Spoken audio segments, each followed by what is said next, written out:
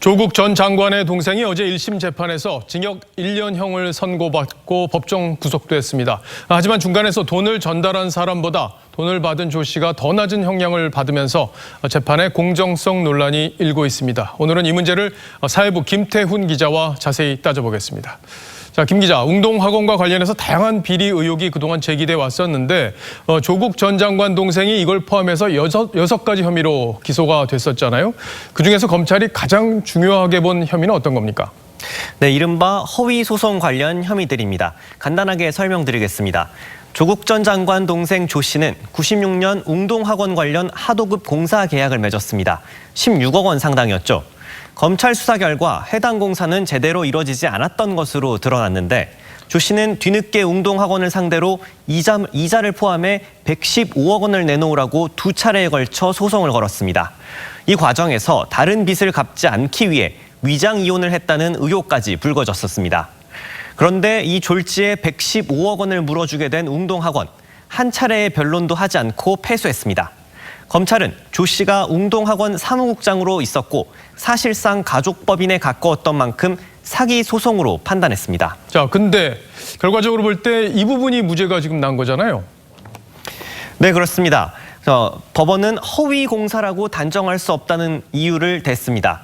조 씨의 재판 과정에서 웅동중학교 신축공사 현장 소장이 조 씨의 회사에 공사를 발주한 적이 없다라고 증언을 해서 허위 공사에 무게가 더 실리는가 했는데 재판부는 합리적인 의심을 완전히 배제할 정도는 아니다라고 판단하면서 사기 소송 관련 혐의는 모두 무죄가 됐습니다. 자, 그런데 현장 소장이라고 하면은 공사의 가장 직접적인 당사자인데 그런 당사자의 증언만으로도 불충분하다 이런 판단을 한 거군요. 자, 그런데 논란이 되는 내용이 더 있는 거죠? 네, 그렇습니다. 논란이 되는 내용은 더 있습니다. 조 씨는 사기 소송 혐의 외에도 1억 8천여만 원의 뒷돈을 받고 웅동학원 교사 지원자 2명에게 시험 문제와 답안지를 유출한 혐의도 받아왔습니다. 이에 대해 법원은 채용 비리 자체는 유죄라고 하면서도 1억 8천여만 원의 뒷돈을 수수했다는 혐의, 그러니까 배임수재 혐의에 대해서는 무죄로 봤습니다. 사무국장 자리는 채용 담당 자리가 아니기 때문에 배임수재죄의 대상이 될 수 없다는 논리입니다. 그러니까 사무국장이 채용 담당자가 아니다라는 논리인 건데 근데 우리가 지금까지 보도된 내용대로라면 조 씨가 실질적인 이 재단의 운영자 아니었냐 이런 얘기들이 있었잖아요.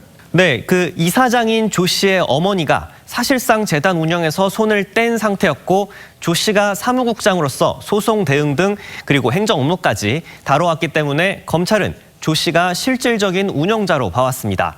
하지만 법원은 사무국장이 인사 담당자가 아니라는 논리, 그러니까 조금 더 엄격하게 사안을 판단한 거라고 볼 수 있습니다. 그렇군요. 자, 그런데 결과적으로 보면 브로커들, 돈을 전달한 브로커들은 훨씬 더 엄한 벌을 받게 된 거 아닙니까? 네, 맞습니다. 조 씨에게 돈을 전달한 브로커 2명은 다른 재판부서 배임수재 혐의의 공범으로 인정이 되면서 조 씨보다 많거나 같은 징역 1년 6개월과 징역 1년형이 확정됐습니다.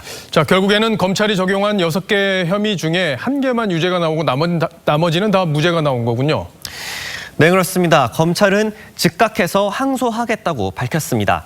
법조계선 가족회사격인 웅동학원의 특수성을 고려하지 않은 기계적인 판결이라는 비판도 나오고 있습니다. 자, 결과적으로는 이번 판결을 놓고 법조계에서 논란이 커지는 분위기인데 1심 재판 어떤 판사가 맡았습니까?